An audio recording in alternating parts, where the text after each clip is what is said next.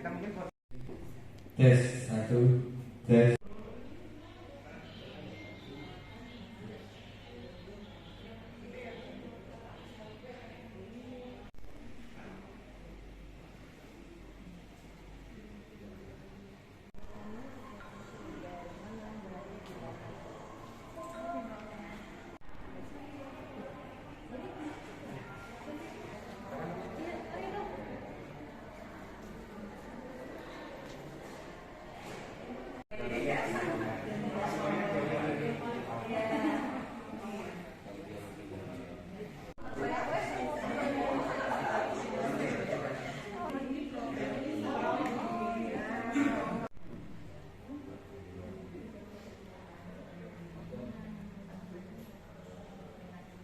Recording in progress.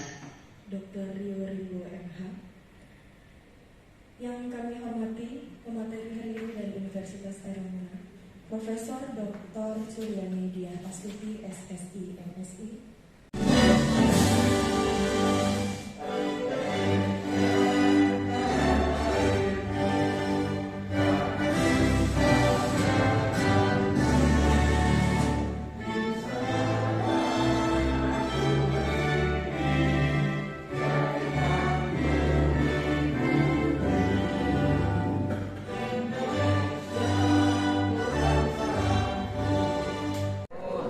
Saya hormati Ibu Profesor Dr. Suryani Dian Astuti, SSI, MSI. Yang saya hormati Ibu Profesor Dr. Gigi Erni Maduratna Setiawati, Esperio Konsultan. Yang saya hormati Dr. Gigi Prihatini Widianti, MKes SBio. Yang saya hormati Bapak Yunus Susilo, STMT. Yang saya hormati Ibu Zahrani Ayasofia, SE. Yang saya hormati teman sejawat Dr. Gigi spesialis dari rumah sakit maupun dari seluruh klinik kesehatan, kepada direksi dan panitia dan seluruh undangan yang saya hormati. Pertama-tama mari kita panjatkan puji dan syukur kehadirat Allah Subhanahu wa taala atas rahmat dan karunia-Nya yang diberikan. Kita masih diberikan kesempatan dalam keadaan sehat berkumpul di aula Rumah Sakit Urip Sumoharjo, Bandar Lampung. Salawat serta salam selalu tercurahkan kepada baginda besar junjungan Nabi besar Muhammad sallallahu alaihi wasallam. Semoga kelak kita semua yang hadir di sini akan diakui beliau oleh sebagai umatnya. Amin, amin, Allahumma amin. Pertama-tama pada kesempatan yang baik ini saya mengucapkan banyak terima kasih kepada Universitas Airlangga, terutama Badan Pengembangan Bisnis Rintisan dan Inkubasi yang telah mempercayai Rumah Sakit Urip Sumoharjo sebagai tempat pertama di Pulau Sumatera dan pertama mungkin di Bandar Lampung, dipercayakan untuk mengadakan sosialisasi dan edukasi pengenalan alat dentobilaser. Dalam kesempatan yang sama akan ada acara penghibahan alat yang diberikan oleh Universitas Airlangga, Badan Pengembangan Bisnis Rintisan dan Inkubasi kepada Rumah Sakit Urip Sumoharjo. Hal ini tentu menambah alat-alat yang ada di Rumah Sakit Urip Sumoharjo karena sesuai dengan kebutuhan masyarakat akan terkait pelayanan kesehatan, bahwasanya rumah sakit wajib mengadakan pelayanan yang berkualitas, cepat, aman, sehingga kenyamanan terhadap pasien dan kepuasan tetap terjaga. Tidak banyak yang saya sampaikan. Semoga Allah Subhanahu wa taala senantiasa memberikan kelancaran serta kemudahan dalam acara ini, sehingga acara ini dapat bermanfaat untuk pengembangan, untuk kemampuan serta keterampilan bagi kita semua. Mohon maaf apabila dalam sisi penyambutan ada yang kurang baik. Dan terakhir mungkin selamat datang buat Dr. Husnul Faridah. Dok, terima kasih. Beliau ini Prof yang menjadikan silaturahmi antara Universitas Airlangga dan Rumah Sakit Urip Sumoharjo saat ini terjadi. Terima kasih Dr. Husnul. Untuk demikian sambutan dari saya. Wabillahi taufiq wal hidayah. Wassalamualaikum warahmatullahi wabarakatuh. Kemudian nanti ada juga Dr. Yanti maupun saya sendiri, monggo saya persilahkan. Jadi Bapak Ibu sekalian, sesuai dengan anjuran pemerintah, ya, kalau di dalam perguruan tinggi itu kita melaksanakan tridharma perguruan tinggi, yaitu pendidikan pengajaran, penelitian maupun pengabdian masyarakat. Nah, penelitian nanti diarahkannya adalah supaya perguruan tinggi itu tidak hanya melaksanakan publikasi ilmiah, tetapi juga bisa menghasilkan alat-alat produksi dalam negeri, hasil inovasi yang bisa bermanfaat bagi masyarakat. Jadi kami mengikuti anjuran pemerintah itu telah melakukan penelitian terkait fotodinamika ini sejak tahun 2007, Bapak Ibu. Ini 2007, kemudian mulai dihilirisasi tahun 2019. Sudah ada izin edar untuk tintu laser anti mikroba, kemudian tintu laser fotobiomodulasi di tahun 2021, kemudian 2022 ini adalah kombinasi, ya, teknologi, pengembangan teknologi dari kedua varian alat sebelumnya kita jadikan satu. Ya, alhamdulillah Bapak Ibu sekalian, puji syukur ya, beruntung begitu mendapatkan hibah ini. Mudah-mudahan saya sangat mengharapkan bisa bermanfaat baik untuk penelitian, untuk pelayanan kepada masyarakat. Nanti jika ada trouble terkait alat tersebut, bisa kontak kami begitu, nggih. Kami akan memberikan solusi, kami akan membantu begitu. Mungkin terakhir saya mohon maaf yang sebesar-besarnya jika di dalam membawakan acara hari ini mungkin ada kekurangan dan kekhilafan. Mudah-mudahan acara hari ini berjalan lancar, kita semua mendapatkan manfaat yang sebesar-besarnya. Amin. Terima kasih. Wabillahi taufik wal hidayah. Wassalamualaikum warahmatullahi wabarakatuh.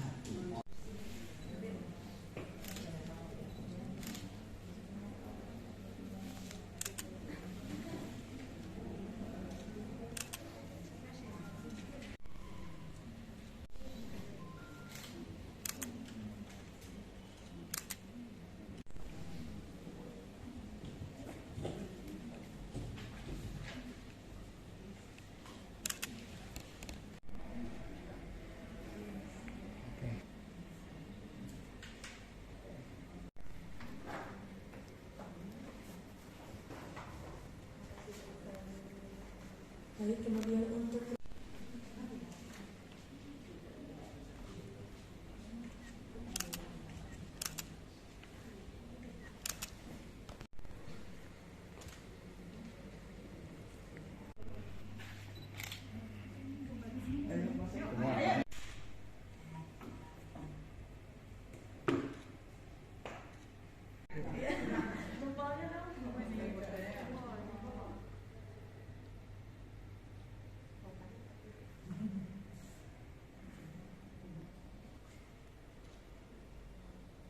teknologi tinggi, maka dengan Prof. Erni dari FKG, kemudian Dr. Pihak ini dari FTMM, kalau di UNER itu kami membuka prodi baru, Bapak Ibu, fakultas baru namanya Fakultas Teknologi Maju dan Multidisiplin. Fisika, ya, dilanjutkan reaksi fotokimia yang nanti bisa ini membunuh bakteri, fungi, tumor, ya, bahkan untuk kasus CA. Nah, jadi di sini ada perbedaan antara terapi dengan menggunakan cahaya pada ring panjang gelombang cahaya tampak dengan terapi menggunakan sinar X atau sinar gamma. Ya. Jadi sinar X atau sinar gamma itu menyebabkan terjadinya ionisasi. Inframerah, ya, merah itu kan 650, inframerah itu sekian. Nah, jadi ini yang penetrasinya yang lebih dalam.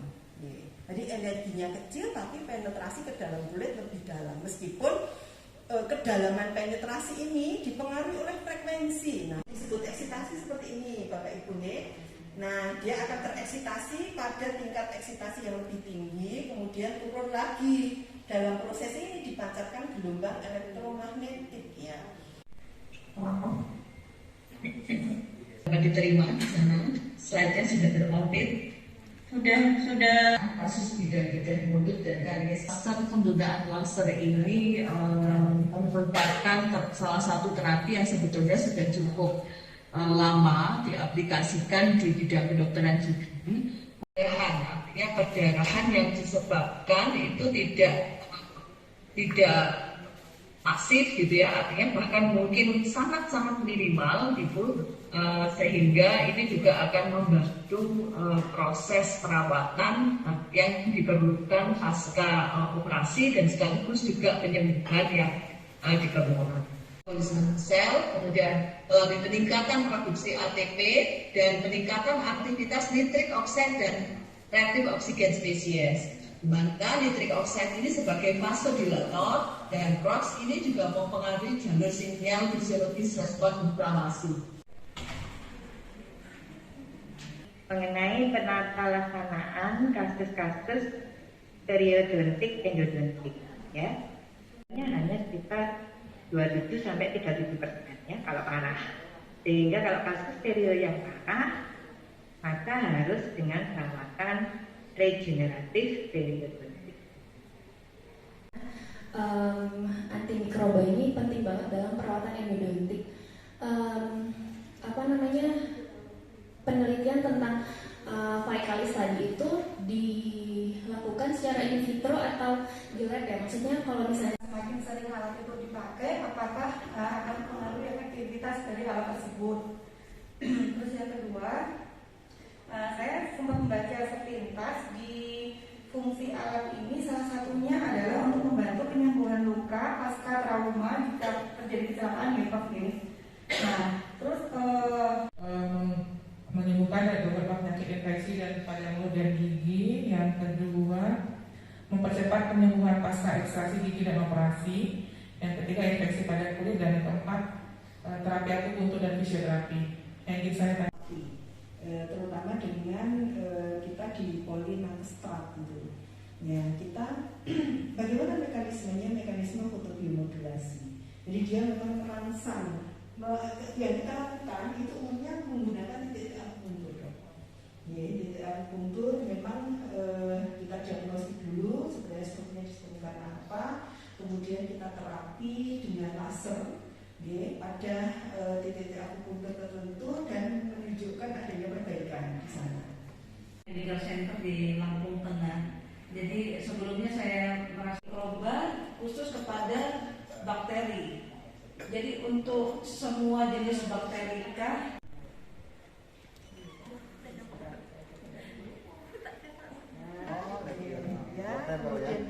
Kemudian dihubungkan nanti kalau biru itu cacing, kalau hijau dia